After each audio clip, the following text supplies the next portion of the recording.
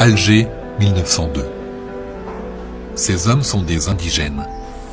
À l'époque, on appelle comme ça ceux issus des peuples présents en Algérie avant l'arrivée des Français. Depuis la colonisation, ces indigènes sont français, mais ils ne sont pas des citoyens français.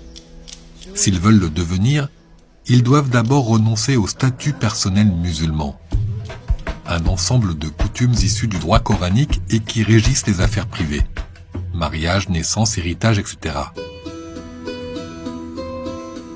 Pour la majorité des indigènes, renoncer à ce statut, c'est être un traître à ses origines ou un mauvais croyant.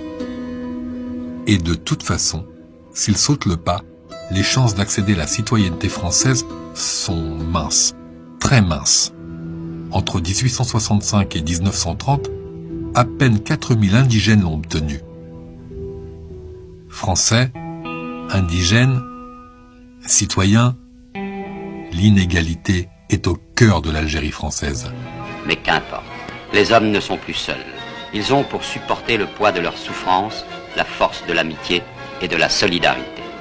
À l'Assemblée territoriale locale, les indigènes n'élisent qu'un tiers des représentants, alors qu'ils sont 8 fois plus nombreux que les Européens.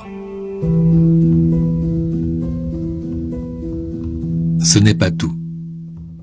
La population musulmane paie 2 fois des impôts, les taxes européennes et les impôts arabes, des taxes héritées de la période ottomane.